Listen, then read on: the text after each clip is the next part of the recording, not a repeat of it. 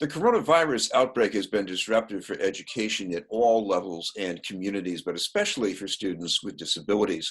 With the closing of schools, that means less access to the benefits of personalized education, as well as inclusion with other students. State officials recently affirmed the guidelines for students with disabilities, but Massachusetts Advocates for Children says they're still hearing about problems from parents. To fill us in is the group's executive director, Kevin Murray. Thank you very much for being with us, Kevin.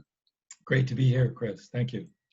I want to start by asking about what you're hearing from parents right now. Why are they calling for help exactly?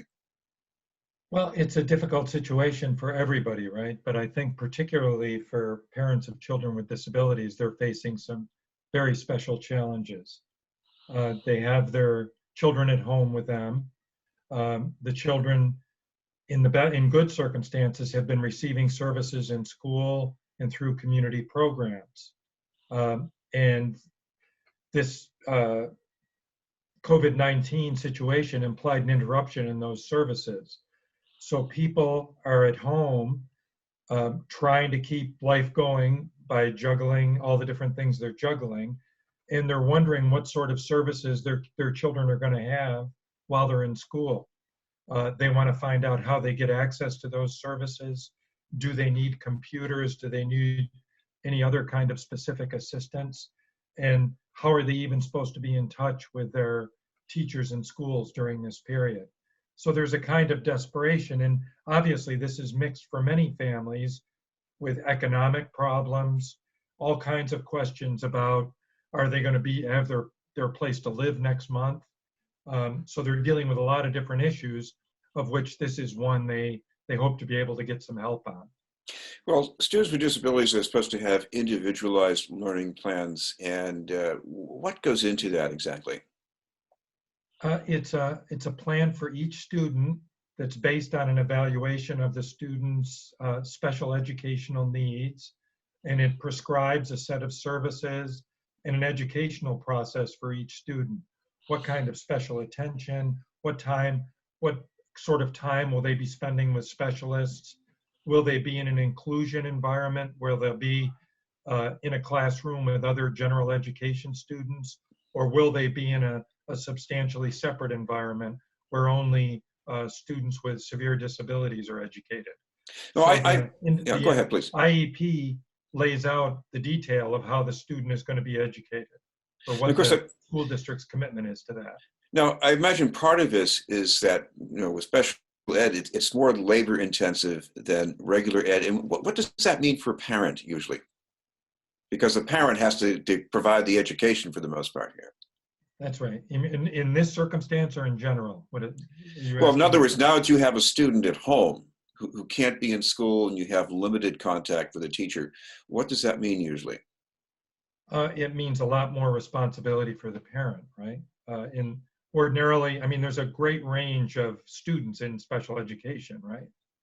But in many cases, the parents are always interested in their students and their children continuing their education in some way. For special education students, that's a more complicated task than it is it's a complicated task for everybody, but for parents of special ed students, it's a really complicated thing. So there are many specialized things that their students are getting in school that parents feel very unprepared to provide. So there are certain things that parents can do, but it makes parents all the more anxious to get their students somehow connected with the kind of services they were receiving. And many of these students are involved in community programs in addition to what they're getting in school. So there's no way that the parent can substitute for all of that. So it creates an urgency, occasionally verging on desperation, to get the student reconnected. What kind of connection do you need? Let's say if you have a student who's on the autism spectrum, some things a parent can do on their own. Some of this can be even a worksheet, but there must come a time when you need to get on the phone and talk to somebody or get on Zoom. What about access to that? I think there's a lot of work going on now to figure out how to deliver the services that students need remotely, right? So there are, if you look, the BPS, for example, has set up a site where they're offering lessons and materials for different kinds of students with disabilities. And if a parent has a computer, and if the family has access to the internet and can find out the information they need to log into these sites, there will be some resources available for them. That's not true in every single district, right? And even those resources are certainly not meeting all the needs that the parents have. Uh, in Boston, for example, there's an effort to connect specialists directly with students. So BPS and no school district at this point is sending specialists into people's homes, but there is an effort for students who need it to create an opportunity to have direct connection with a different kind of specialists that their individualized plan may prescribe. But again, this is a, we were just speaking with somebody from the BPS's special ed department today, and they spent the first 2 weeks after school closure really trying to get together issues like distributing Chromebooks to students who didn't have them and setting up meal plans for the distribution of food to students. So really this third week is the first week they've been able to begin to really work in earnest on figuring out how they're going to meet students' individualized plans. So they admit they have a long way to go in doing that. So what you have is tens of thousands of parents trying to figure it out on their own. Based on what you've heard from parents, is the technology gap much of an issue right now? It is. It's a big issue. I think BPS, again, Boston is the district about which we know most details right now. They've distributed over 20,000 Chromebooks to students over the past 2 weeks. There's often a steep learning curve to figure out how to use these machines, how to connect to the internet. There is also, many people now have Chromebooks, but they don't have a connection to the internet. So there's an effort going on to connect those people with certain internet providers here in the city or wherever they live so that they can get access. But there still is, as you mentioned, a huge technology gap between those families who haven't been using internet that much in the home at all and those who have. It's another have and have nots situation in our economic system. It's a big gap. And I think to Boston's credit, I was actually quite amazed that they were able to mount the kind of mass distribution system that they set up for these Chromebooks in the first weeks. It'll remain to be seen to what extent that the availability of that hardware can turn into meeting students' needs. But it's an impressive thing that they were able to get the hardware to students as quickly as they were. Well, one thing that Mass Advocates for Children has also worked with over many years is the needs of English language learners. Have you heard any concerns about those students? Yes, we have. Language access, we haven't talked about language access at all. But for special education students and all students, the question of language access is a huge one. So are the materials that are going to be made available to people, are they going to be made available in the 10 languages? For example, in Boston, there are 10 major languages that students speak. This is another big challenge for the BPS and any school district. But it's something that we're going to be talking with districts a lot because none of this really matters unless it's accessible to people in their language. And to the extent that parents can help, this is often more of an issue for the parents than it is for the teachers, right? Or for the students, excuse me.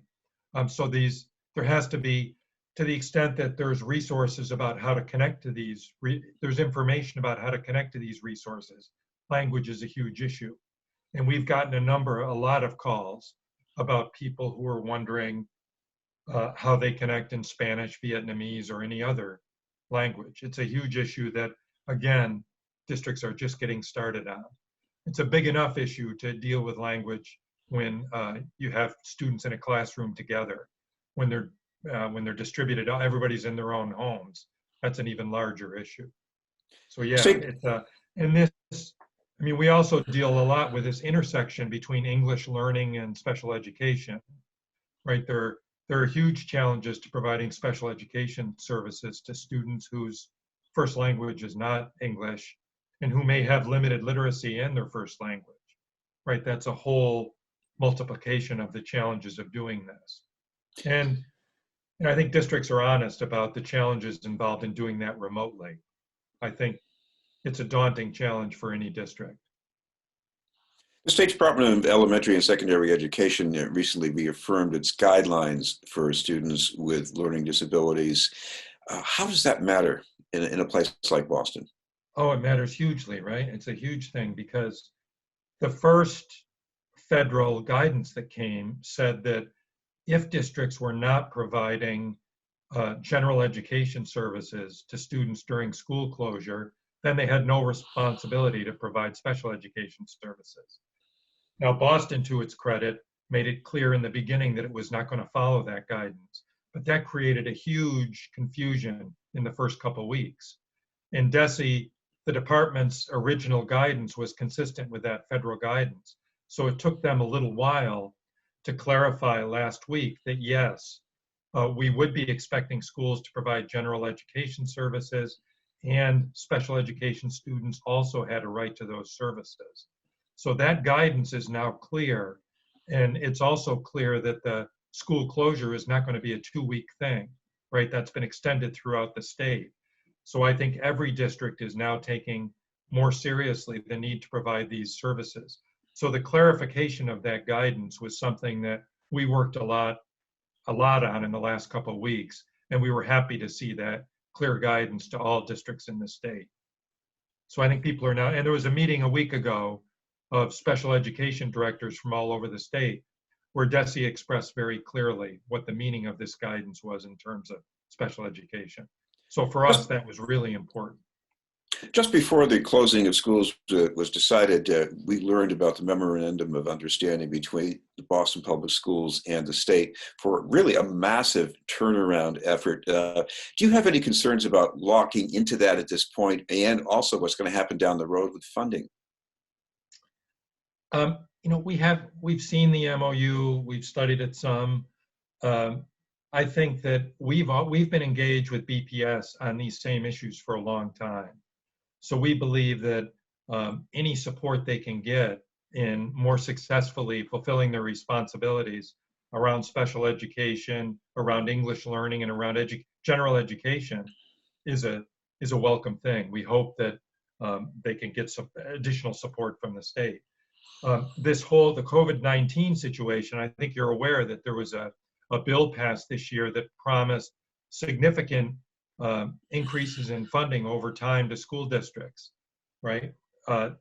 Everybody's been very silent about what the impact of COVID-19 is going to be on state tax collections and on the long term, at least the immediate term commitment to getting that bill underway.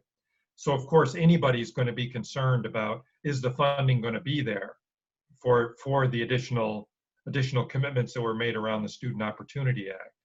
So we're ready to engage, and we've been engaged with BPS around the issues that were treated in the memorandum of understanding with the state for a long time. And we will continue to be engaged with them around those issues. And any progress that can be made on those would be a positive progress as far as we're concerned. Finally, Kevin, if parents have any concerns or questions, is there some way they can reach your organization? There is. We have a helpline. It's not a live helpline in the sense of somebody's going to pick up the phone when you call, but it's an opportunity for parents to leave messages expressing their concern. We'll get back to them immediately. And the number for that is 617-357-8431. That's Mac's helpline, and that's at 617-357-8431.